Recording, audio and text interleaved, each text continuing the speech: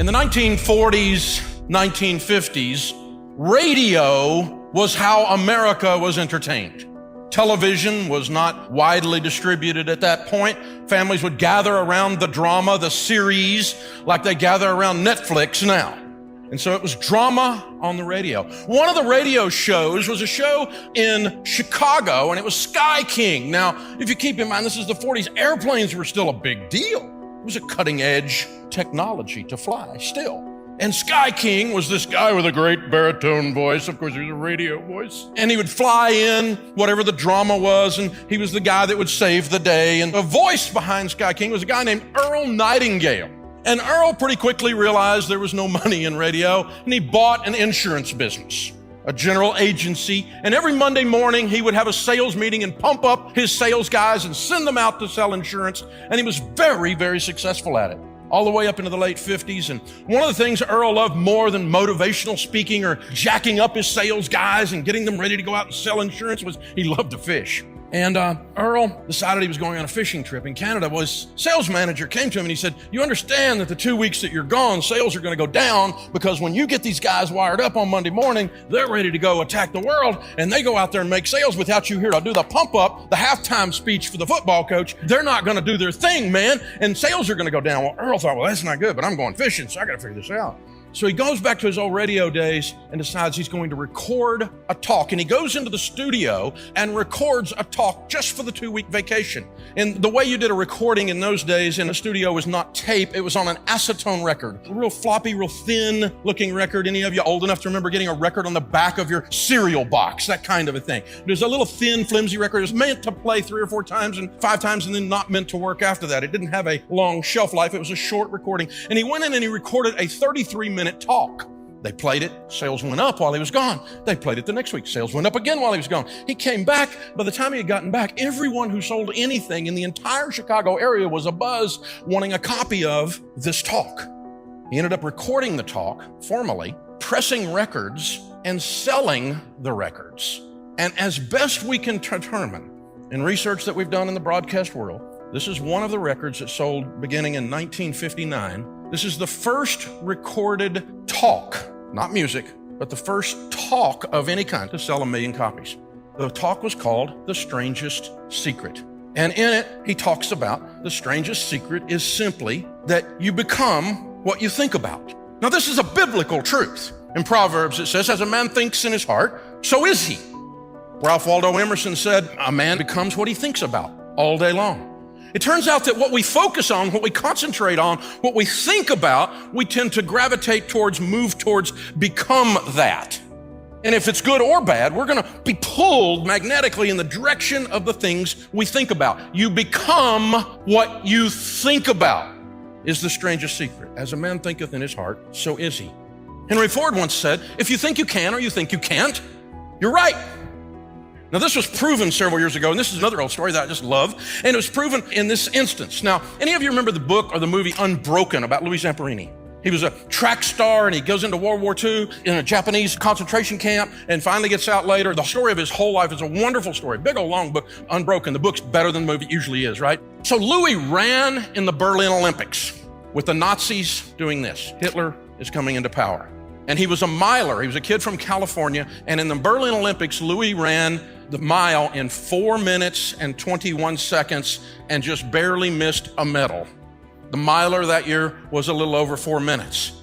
That was 1936. By 1954, no one had broken the 4-minute mile. No one. A guy did a 4 minute and 1 second, and it stood for 9 years. It was widely thought and taught that the human body, the physiological condition of the human body, it was impossible for anyone to train enough, to go fast enough for the human body to cross a mile in under 4 minutes. If you think you can or you think you can't, you're right. You become what you think about. One doctor even prophesied that if someone actually did run a mile in under 4 minutes, that their heart would explode and they would die right there. Until 1954. Roger Bannister, famously, is the first human being, and that's a picture of him, to break the 4-minute mile. 3 minutes and 59 seconds. The record lasted 46 days. 22 people broke the 4-minute mile within the next 6 years. I've told this story and I love it so much so that the watch that was used by the old guy sitting there in the trench coat as Bannister went across the line went up for sale on Sotheby's auction house in London. Well, apparently I've got too much money because I decided I needed that watch. What a great story and what a great thing to have in my safe for my kids to fight over after I die. So I go to bidding on this watch. I set myself the limit of $10,000. I was going to go no more than $10,000 to buy this world-class keepsake. I quit bidding at $38,000. I bought this one on eBay for $4, okay? But if you think you can or you think you can't, you're right. The power of intentionality. I'm going to be intentional about my life. I'm going to be intentional about my spiritual walk. I'm going to be intentional about the dimensions and the compartments and the departments of my life. You know, no one accidentally wins. You don't interview the guy after the Super Bowl and the little reporter runs over to the athlete and goes, "How did you just win the World Series, the Super Bowl?" They never say, "I don't know, I just got off the bus." No, I've been training since I was 6 years old. It's an intentional act to win. The power of intentionality goes with the power of belief in what we in our Christian walk call faith, what we believe. And we just did 2 years ago at Ramsey, the largest study of millionaires ever done in North America. We studied 10,167 millionaires, in-depth, airtight research because we knew people wouldn't like the results. Because we kind of knew some of the things we were going to find. And we knew that some people wouldn't like it. So we were really careful. We had outside research firm help us with the details and the control groups and the processes. If you know anything about research, it's a very detailed thing to do it properly and not get confirmation bias and these kinds of things in there. Detailed thing. Here's an interesting thing. If you get somebody to say something, if like 60% of the people say something in a group like that, that's called statistically significant, right? Over half of them say this. 97% of the millionaires that we talk to, when we ask them, can you become a millionaire today? And when you first started, did you believe you could become a millionaire? 97% said yes. If you think you can or you think you can't, you're right. When we interviewed the general public that weren't millionaires, do you think you can become a millionaire? 69%. Still a lot, but significantly less than 97% said that they thought they could. I wasn't planning to write another book this year for sure, but I got aggravated by two things that kept popping up in my face. One is I've been teaching these biblical principles to get out of debt, save money so that you can become wealthy, so you can be outrageously generous. Managing money for God, God's ways, and for your family is part of God's ways, right? And I've been teaching people this stuff for 30 years. And we call it the baby steps. You walk up the baby steps, you get out of debt, build your emergency fund, start your retirement, your kids' college, pay off your house, your baby step 7. Woohoo, we're free. We did it, okay? And we walk them through the baby steps. And I kept running into people all over America, wherever I went. And they would walk up and they go, "Hey, Dave, I've been doing your stuff for like a long time. Like I'm old. Like I've been doing this 25 years. I've been listening to you. And I'm a baby steps millionaire. And I did it. The stuff you teach, I did it and it worked. And I'm a millionaire." And I kept running into these people everywhere. And then I was running into, I do a lot of media stuff. And God help me, I actually sometimes look at social media. And I kept seeing out there the hope stealers. Y'all ever seen the hope stealers? The people that will steal your hope, that tell you it can't be done. They're the ones that, you know, Eeyore is their spirit animal. "Oh, it's bad. America's over. You're never going to be able to make it. It's bad. The little man can't get ahead." And I was running into these hope stealers everywhere, and they're telling me no one can do it, and sophisticated economists who were hope stealers, and people in the media that were hope stealers, and I'm talking to baby step millionaires who go, "Dave, I did it." Hope stealers are out there. The first thing they tell you is this: all the rich people have all the money, and the only way you get rich is to inherit your money. You heard that one, say yes. Well, here's the thing. That's a lie. No, I mean, I've got data, facts. Not your broke brother-in-law with an opinion. Facts. Okay? When we study these millionaires, 10,000 of them, 79% received precisely 0 as an inheritance. That's 8 out of 10. 5%, when they did get an inheritance, it was a little one, like $4,000 or $5,000, which does not make you a millionaire in case you didn't know the math. Another 5% received a big inheritance, like a couple of $100,000 after they were already millionaires. So that didn't make them a millionaire. 5 and 5 and 79 is 89. That's 9 out of 10 millionaires in America today did it themselves, first generation rich with the blessings of God. Your whiny little friend says, "But it's just not fair out there."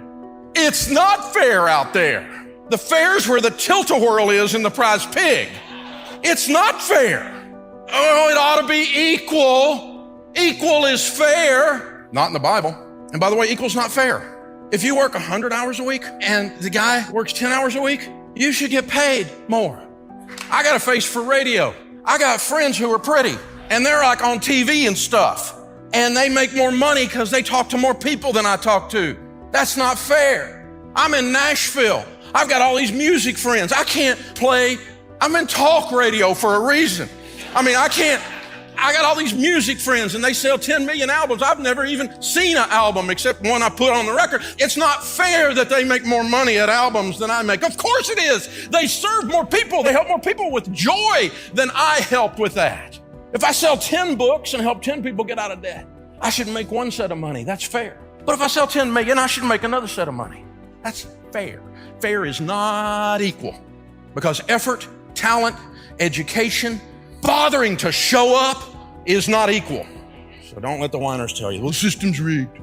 So I got to meet Condoleezza Rice. This woman is incredible. We were doing a leadership event. She came in to speak with us. She's unbelievably smart. Her purse is smarter than I am. And the woman, competition ice skater, world-class concert pianist, second woman ever to be Secretary of State, first black woman ever to be Secretary of State, provost of Sanford, grew up in a lower middle class family in extremely racist situation in Birmingham, Alabama. In those days, they called it Bombingham because that's when all the bombing was happening with the racism. But she wasn't defined by that. She didn't say the system's rigged. Is racism real? Oh, yes, racism is real. Is sexism real? Oh, yes, it's real. We don't all have the same starting point from where we got to go. We don't all have the same starting point. And that's not fair. It just is.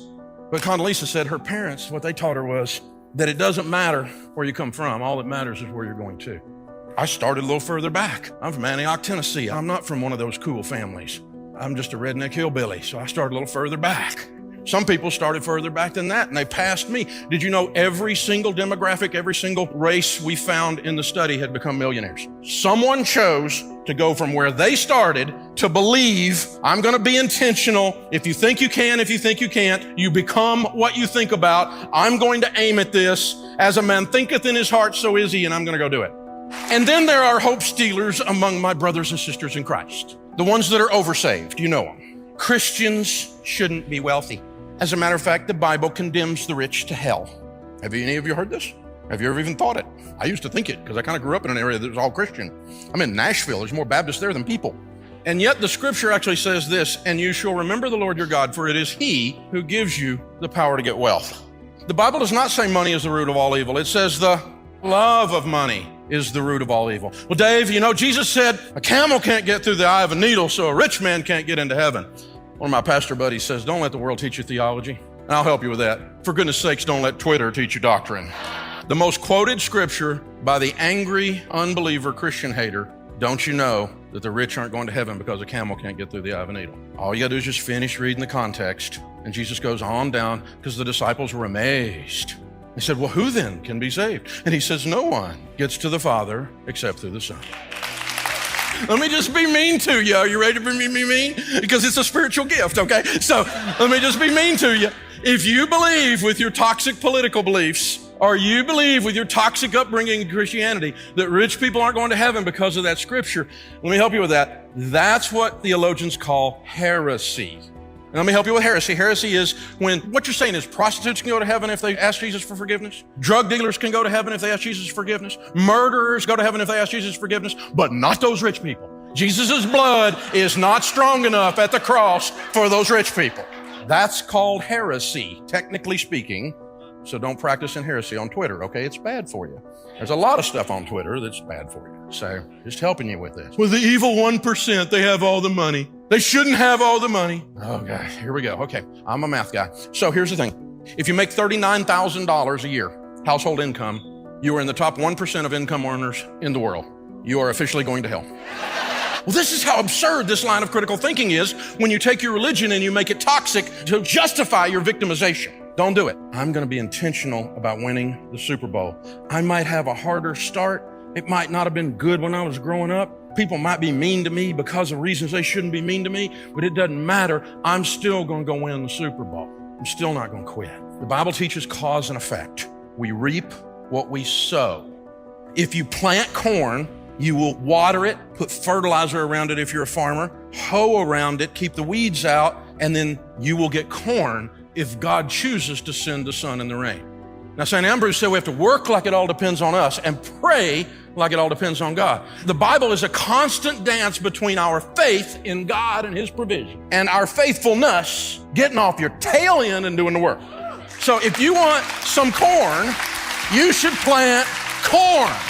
Aggravating Christians pray over mud holes that got no corn in them and can't figure out where the corn is when they have planted no corn. That's aggravating because it makes Christians look stupid.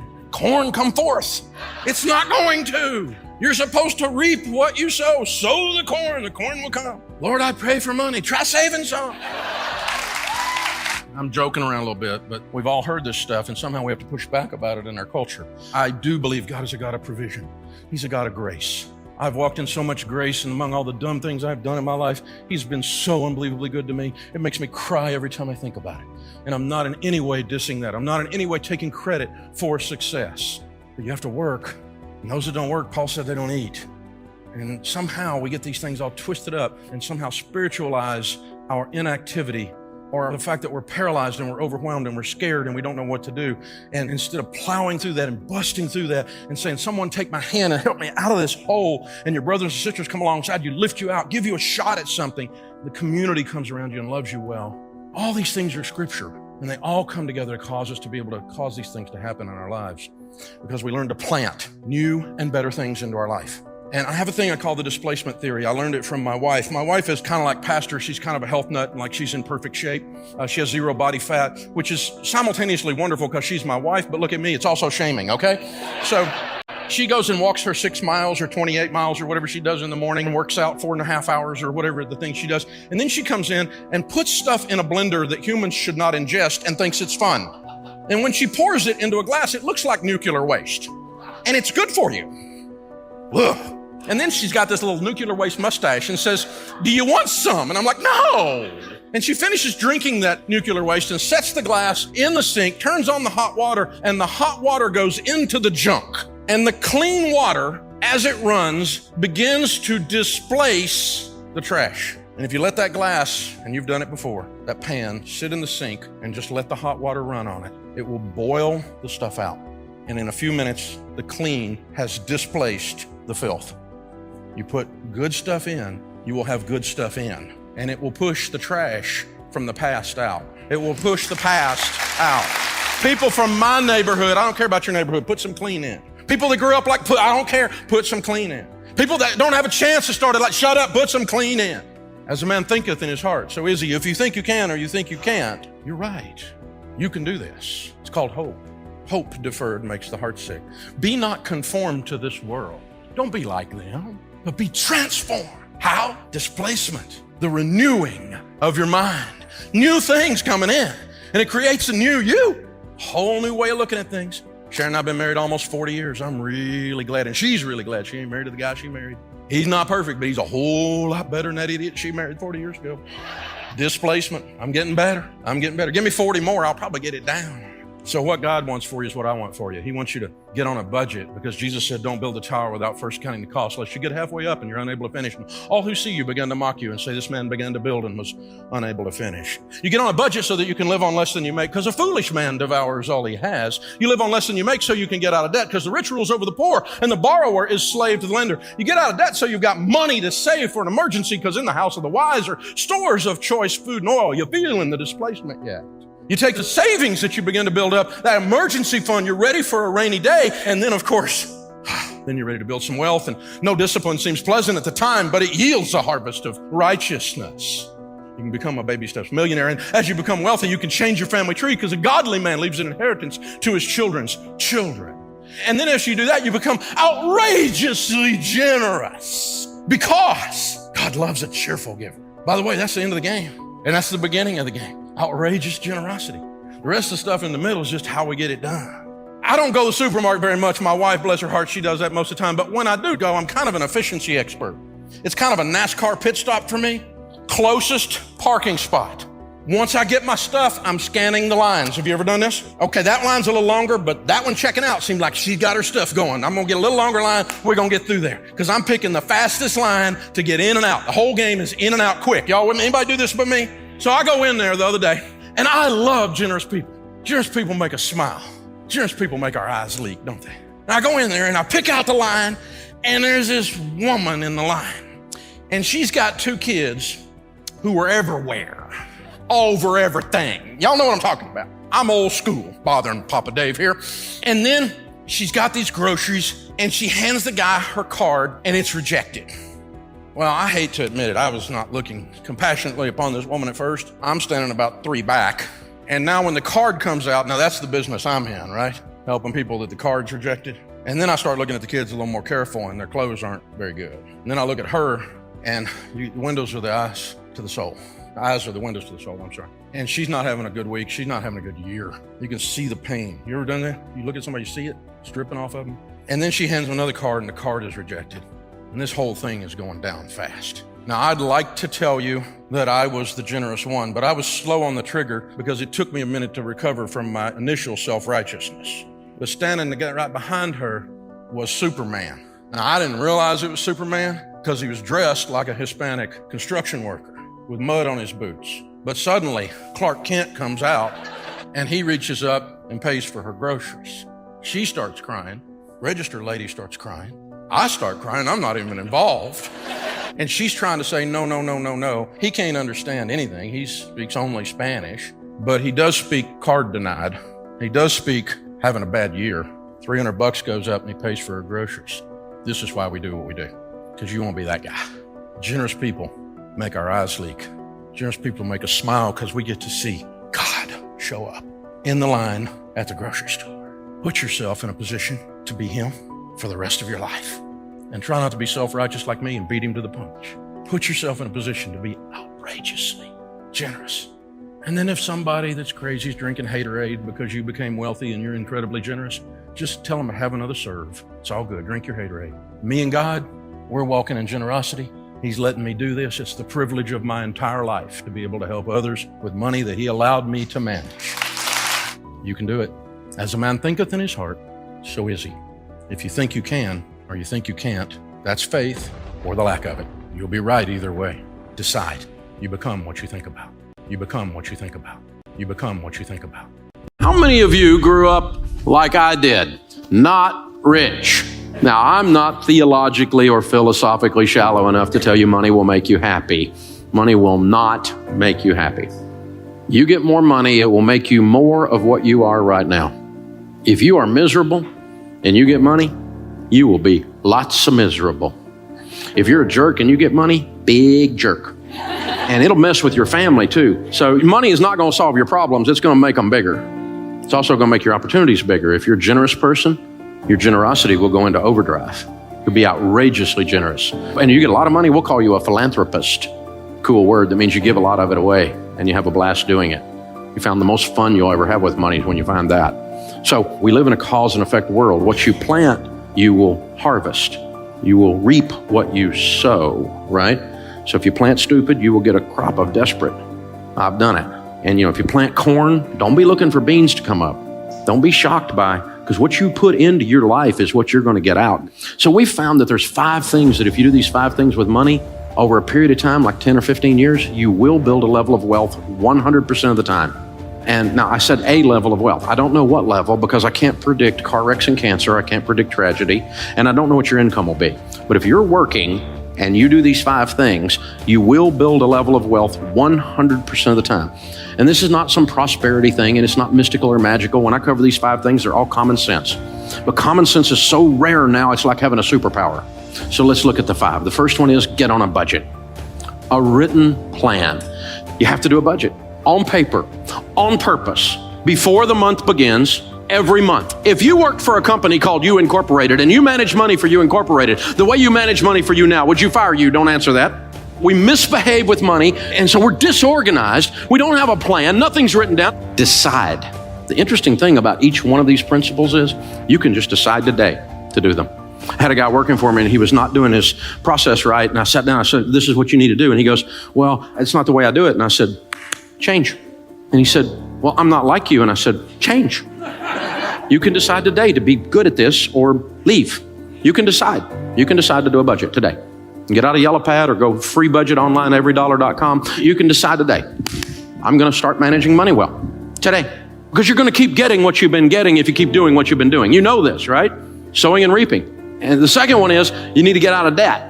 Now, we know this one. You knew Dave Ramsey was going to talk about getting out of debt because you know the Bible says the borrower is slave to the lender. It's real. Now, here's the deal. Think about this. Your most powerful wealth building tool is your income.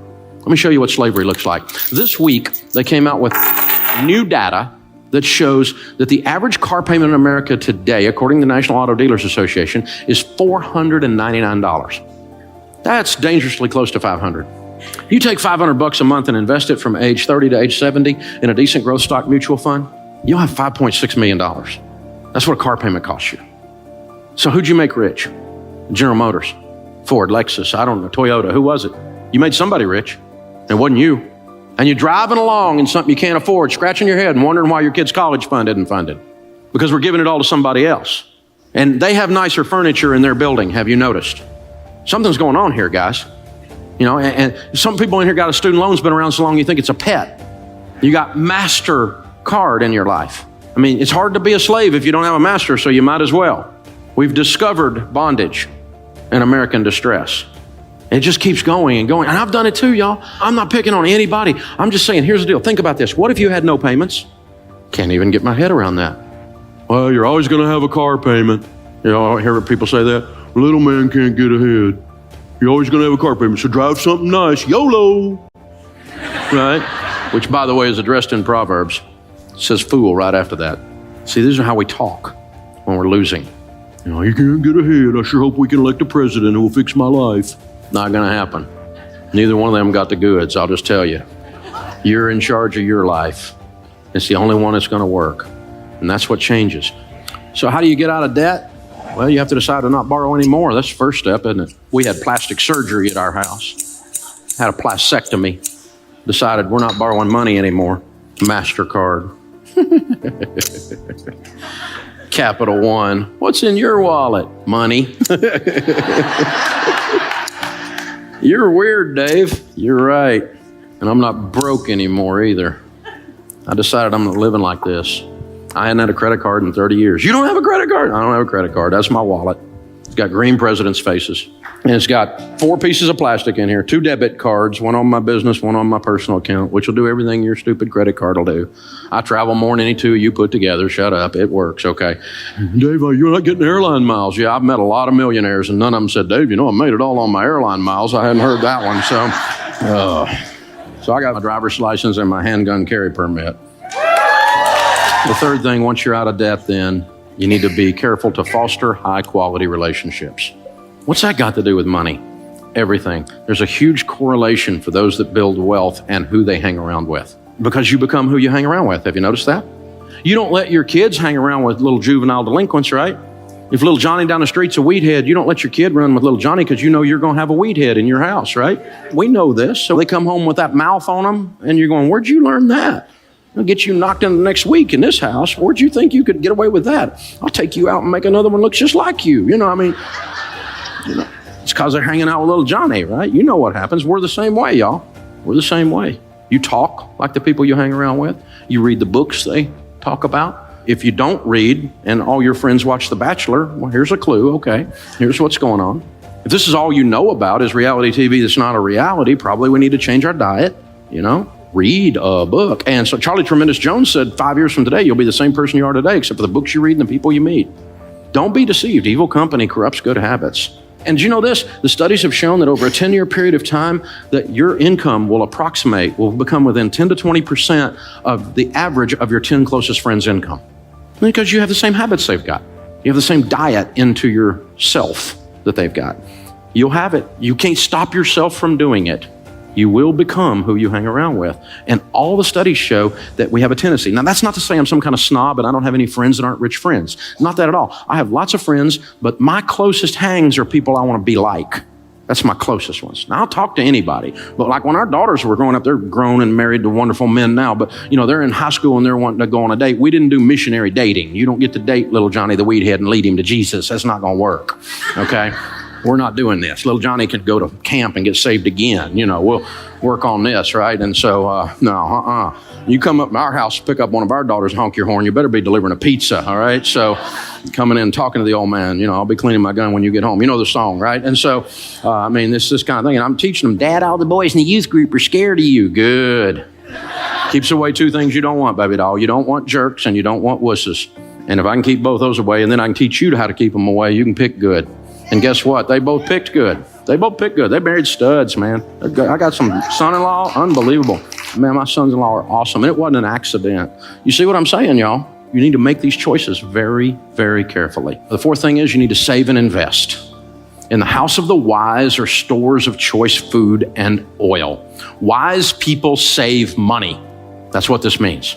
And so it was used in the marketplace, like we use green presidents' faces, as a medium of exchange. If you had a carafe of oil, you were ready to do business. It was a sign of wealth.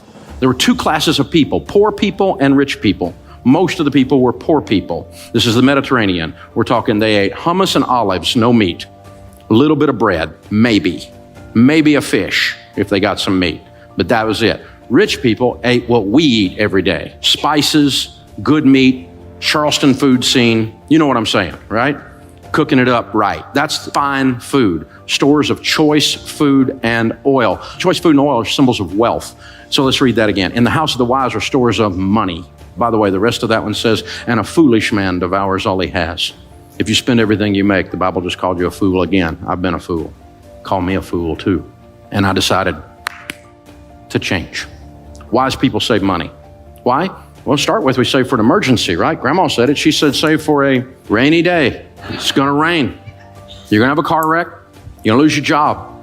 Something's going to happen. You're going to need some money. Dave, you need to be positive. I'm positive. It's going to rain.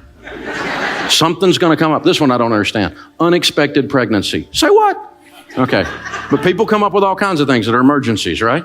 Something's going to happen. And then you need to save and invest so you retire with dignity. I'm going to spend everything I make and hope the government, which is well known for its ability to handle money, will take care of me. Dumb idea. I'm not even sure some of them have opposable thumbs up there. You know what I'm saying? It's just ridiculous. And we're counting on them in some whacked out kind of way to come be. They're not coming. There is no white horse. There is no Calvary. You're it, okay? You are in charge of your destiny. And that's great news. And so, all worried about the election, and I'm not worried about the election.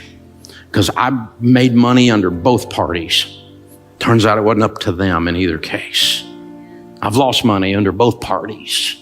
None of them sent me a check. They all just want money. They're extracting like a tick, extracting blood all the time. That's all they do. This is the deal. The last one is all about generosity, but this is all about cheerfulness. Generosity is not just a transfer of funds. Generosity is a spirit where you decide to be a generous person. Generous people are more attractive. They smile. They're not grouchy. It's not all about them. They're the ones that open the door. They're the ones when the grocery bag has the bottom drop out and your groceries are rolling all over the parking lot. They're the ones out there helping you pick it up. These are the people that when they go out to eat, they leave a tip, you cheap and ridiculous. Well, I'm not one. I leave big tips because it's a form of generosity. Well, they didn't give me good service. Oh, shut up. They're carrying a tray that weighs more than you. Figure it out. They parked your car in the rain and in the heat. Shut up. Give them some money. They park your $130,000 car and you give them $3. What are you, a nut? That's Ferris Bueller parking the car there. You take care of that, man. I give them a $20 bill. My car's still sitting there when I come out. It's amazing. Besides that guy's working his way through college or something right then. If he says better than I deserve, that's his code for I'm getting out of debt. If they say that, you got to give them a double tip. So I give them 40. My wife's like, I'm going to park your car. No, you're not. You're not working your way out of college. You've already put up with me for 30 years, so it's all right. Generosity is a spirit. It changes everything in your life. But it's awful tough to give if you're broke. If you're in debt and you hadn't saved any money and you don't have a plan and you're not hanging out with other people who are givers. And so change. You get to decide today. It'll change your life. It'll change your family tree. You will change everyone with your last name that follows you if you do these things. It's that powerful. It's unbelievable. The sorrows are deeper and the joys are higher. It changes everything. And when you move this money piece around, it gives you the tools to be that in the marketplace and to be that for your family and to get this monkey off your back and to get that elephant out of the room because he's got to go. Room.